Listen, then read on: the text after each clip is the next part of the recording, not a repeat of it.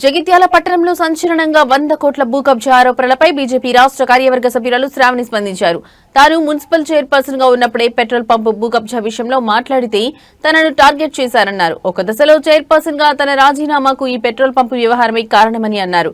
1948 September 17న Nizam పాలన ముగిసి 1949 Indian stamp act అమల్లోకి వస్తే 1952లో అసలు అమలులో లేని కిబాలా ద్వారా స్థలం కొన్నట్లు ఏ విధంగా తెరపైకి వచ్చిందో అర్థం కావడం లేదన్నారు.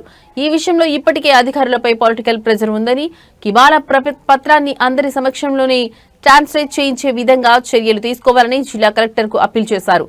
మున్సిపల్ ప్రభుత్వ భూముల రక్షణకై పార్టీలకు అతీతంగా కలిసి పనిచేయడానికి సిద్ధంగా ఉన్నామని స్పష్టం చేశారు.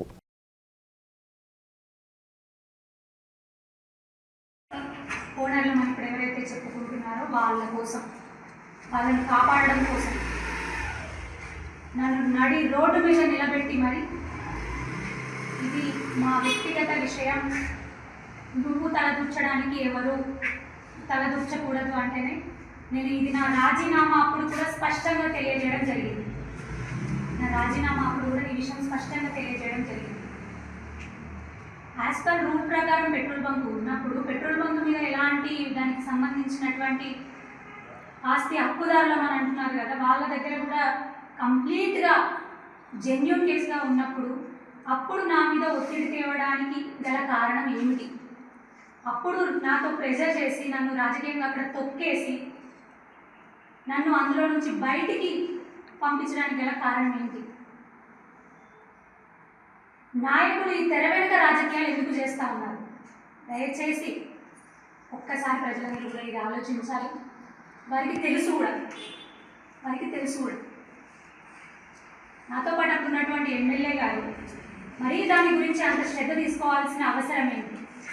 నిజాలు తెలిసి కూడా నా పర్సనల్ విషయం నువ్వు ఇందులో మాట్లాడకూడదు, జోక్యం చేసుకోకూడదు అని విషయాన్ని అంతదాకా తేవడానికి కారణం ఏంటి?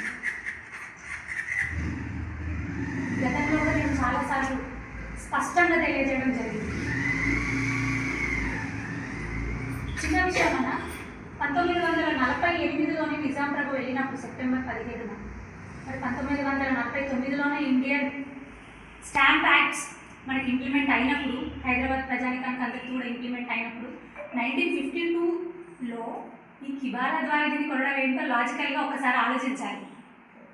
అక్కడే తెలిసిపోతుంది. దయచేసి గౌరవనీయులైనటువంటి కలెక్టర్ గారు, మీరు జిల్లా మెజిస్ట్రేట్ గారు, మిమ్మల్ని ఒకటే కోరుతా ఉన్నాను.